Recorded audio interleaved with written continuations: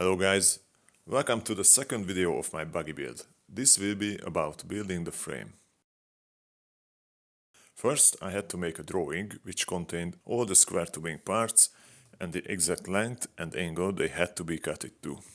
The frame is made out of 30 by 30 square tubing and all the parts have a single straight cut. I scribed the cutting lines and made the cuts with an angle grinder one by one.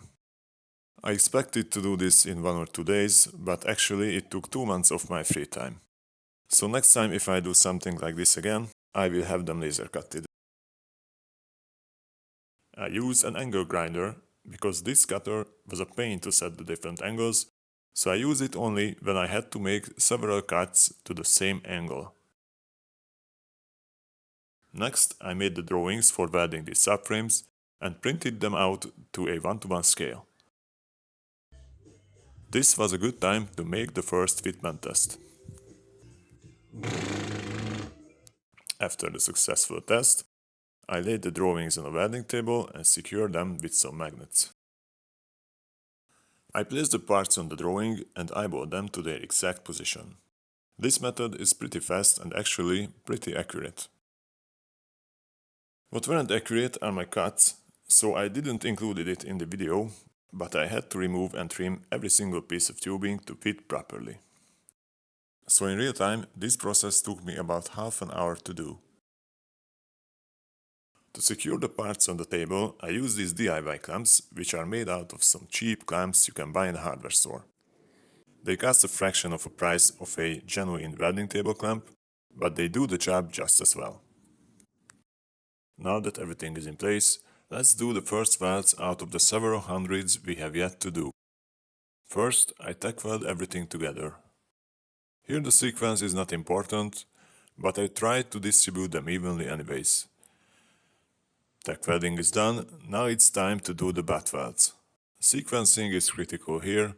I started with the outer corners, then the horizontal welds on the upper face of the frame, and finally the inner ones. Another important thing here is to always weld the opposite corners for an even heat distribution. If you heat up one part of the frame too much, it will shrink and cause deformation. And so we arrived to a magical moment when after years of planning I can hold the first physical part of the buggy in my hands. It was so magical that we replicated the Shroud of Turin. Now on to the other side.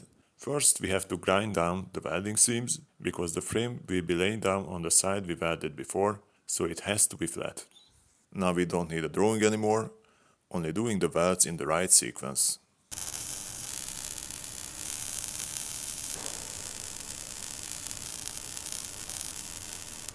Next up is the second frame. This is almost identical to the first one, the only difference is that it has a cutout for the steering rack and it's missing 2 support beams to give space for the radiator. Other than that, the process is the same as before. One of the best decisions about this project was buying this welding table. I was thinking about making a table out of square tubing or wood, but even a wooden table would be quite expensive. I found this table used at a pretty good price, so if I have to resell it, maybe I can even make some profits.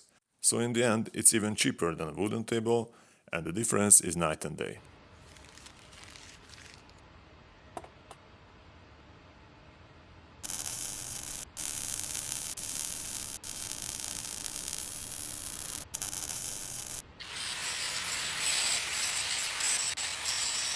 Now we have 2 frames done, so we can check the dimensions by comparing the two and the flatness by laying them down on the table. The table is really doing its job, they came out flawlessly. I made this subframe off camera, and with a bit of forethinking I made the main gate of the rollcage in advance, because later I won't have space on the welding table. I know I did this the ghetto way, so please don't lynch me in the comments. To hide the welds, I did a ton of grinding here as well. To my biggest surprise, there is zero gap, so this part is also flat as it gets.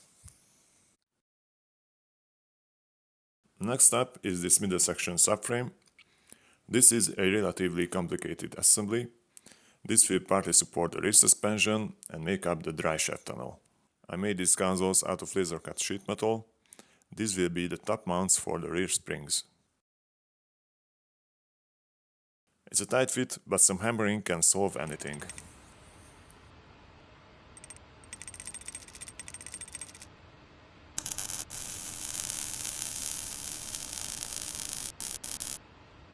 These frames suffered quite a bit of distortion. As you can see, it's rocking quite badly on the table. The reason for that is probably that it has a ton of welds in the middle.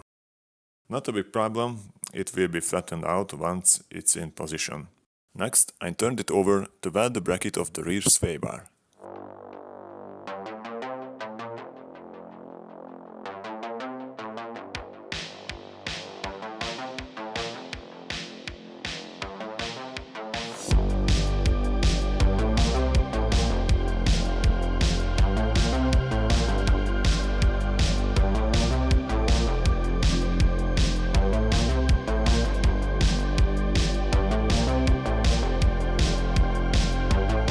Finally, we arrived to the last spanner frame, which is the biggest one.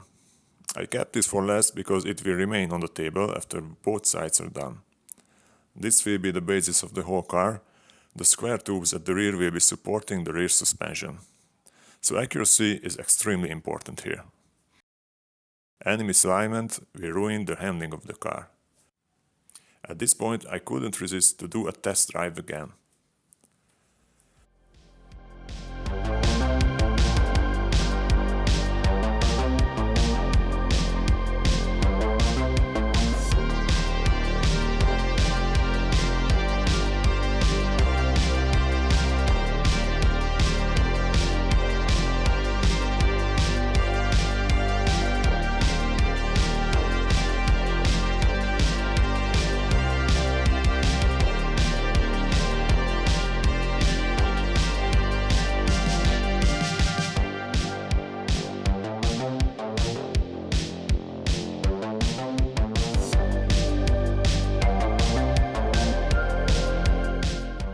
I made the front section separately.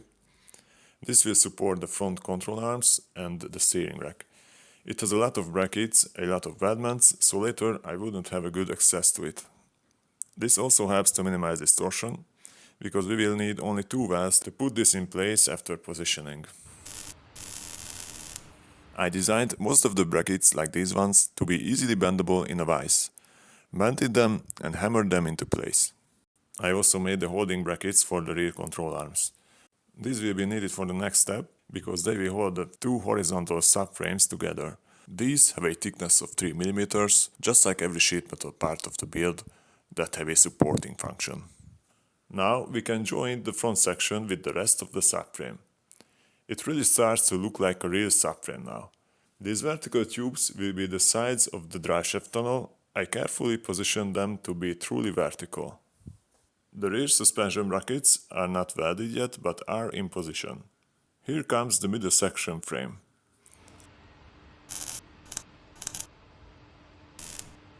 I did a lot of adjusting here as well. After it sits right, I tack weld it to stay in position.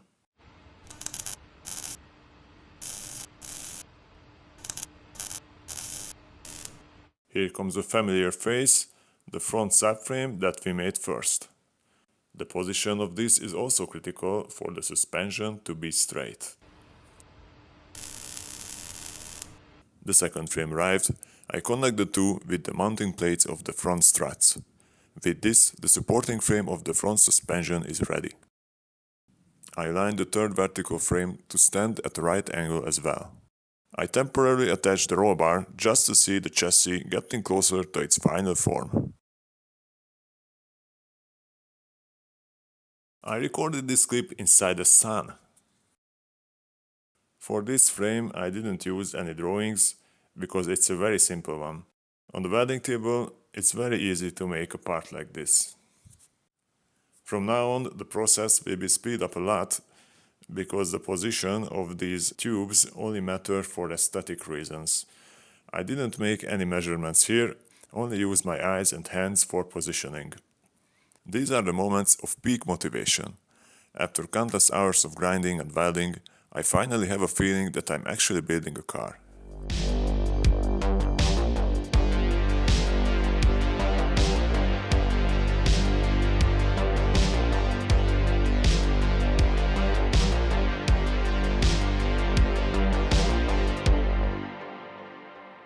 Next up is building the roll cage. These are not straight cuts, so I use these paper templates to mark the cutting lines on the tubes. The angle grinder became the extension of my hands at this point, so some sculpting with it is no challenge.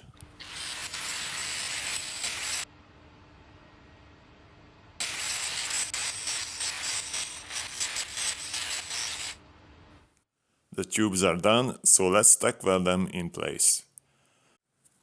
I did a lot of measuring and adjusting here, because I wanted the cage to be symmetrical as possible.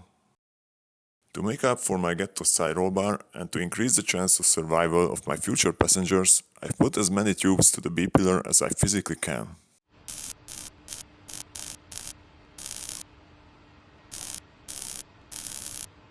For the roof, I needed 2 extra hands, so my brother was kind enough to help me.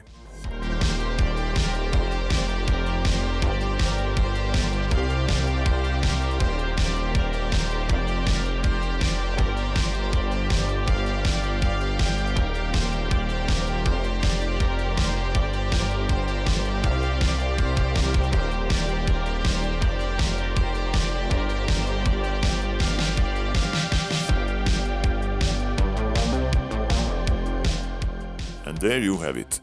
There's still a long way to go, but what you see here is the final form. Press the like button if you liked the video and subscribe for more. Thanks for watching.